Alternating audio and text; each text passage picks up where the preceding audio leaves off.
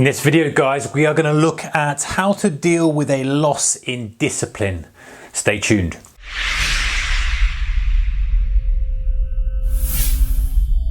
Hey traders, warm welcome to you. Right, so trading discipline, big thing, loads of topics we've talked about on this channel before. If you've subscribed to the channel, appreciate your support. You've probably seen many of them. If you're new here, then maybe consider subscribing, because this is one of the topics that we definitely go deep about, because it's super important to good and consistent trading. All right, so let's have a look at some of the things we can do when we have a loss in discipline.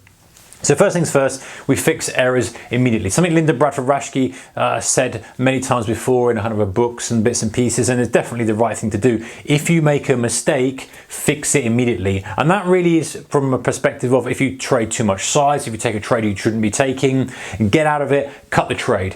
You know, that's not falling into the trap of, oh, I've lost money, I'll fix it by making money back quickly. Be careful of that, because we can fall into that trap. But any kind of mistake that you've made, if you've overtraded, you've taken too many trades, as soon as you realize it, fix it and stop, because the more hole you dig yourself in, the worse it's going to be for you. The second thing is take a break.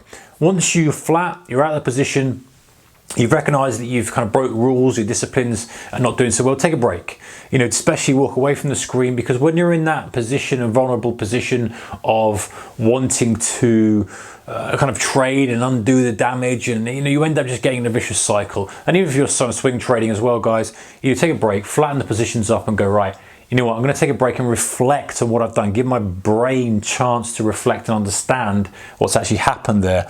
And then the key here, guys, is we're going to find the catalyst. So what is it that caused you to break the discipline?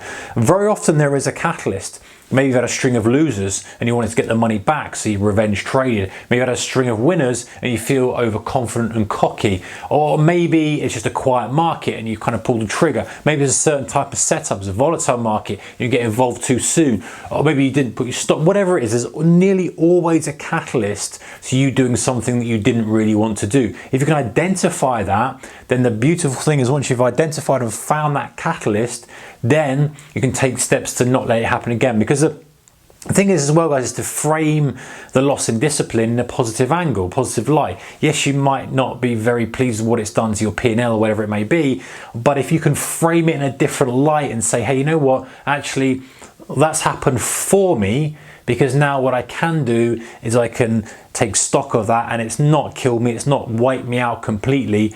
How do I use that to my advantage so that I can drill down and work out exactly what's caused that, so I don't do that again, and I can kind of progress with my trading. So once you've done that, you find the catalyst, devise a plan to avoid in the future. So in other words, once you recognize, hey, this is really where I start to lose discipline, these are the circumstances that precede the loss in discipline. All right, so what can I do to avoid that? Right, well, okay, if I've had a string of losers, that makes me trade badly, or it makes me want to revenge trade. Or if I have a bad trade early in the day, it makes me trade bad for the rest of the day. Or if I've had a great quarter, I end up losing my discipline a bit in the first couple of weeks of the next quarter. Whatever it may be, once you've identified that, you can put a plan in and go, okay, well, if I had a good quarter, then I need to make sure that I dial my size down the next couple of weeks. If I have a losing trade at the beginning of the day, I need to then dial my size down, or I need to not trade early in the day, or I need to trade small size, or some kind of operational thing that you can put into your plan that says, right, if I do this, hopefully it means that I'm just being defensive against any loss in discipline after this event happens. You're not necessarily trying to stop the event. You can't stop 2 losers in a row, of course. Can't stop a great quarter. Why would you want to? But what you can do is have a plan of action so that you don't do further damage by dropping the ball on discipline after that kind of catalyst occurs. And then another thing is, be aware of when it happens again. So it's all very well putting a plan of action in, but if you don't then have the self-awareness to recognize it's coming, and you're so blinkered, you're so kind of trading, you don't recognize, hey, look, I recognize this. I understood when it was a problem. I understood when, there was an issue. And I really now need to recognize that when it's happening in real time. It's all very well sitting there and reading stuff and watching videos, but in real time, we know the real world's different, guys. The real kind of cold face of trading is you have to make those immediate decisions. But planning it, practicing it helps massively. And the final thing is to focus on that one thing.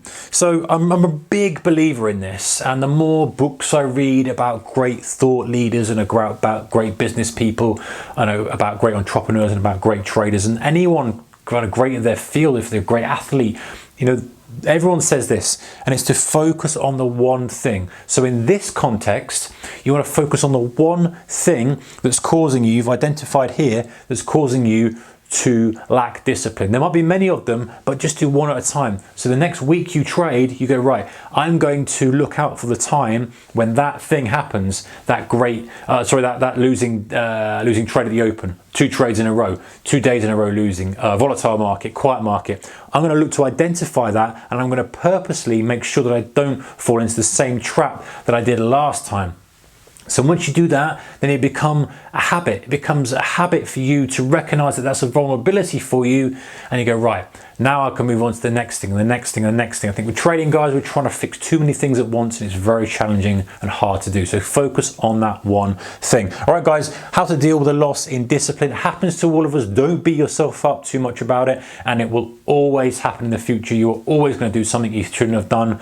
It becomes less impactful, and you become better at recognizing the things that cause you to do that. You become better at undoing it, you become better at it not being so devastating. But you know, it's just definitely a trait for great traders. It's definitely something to work on all the time. And if you can master this, and if you can really kind of say, hey, I'm human, I'm going to make mistakes, I might do something I'm not supposed to from time to time, but if I can recognize it and limit the damage on it, then you know your equity curve is just going to benefit from it.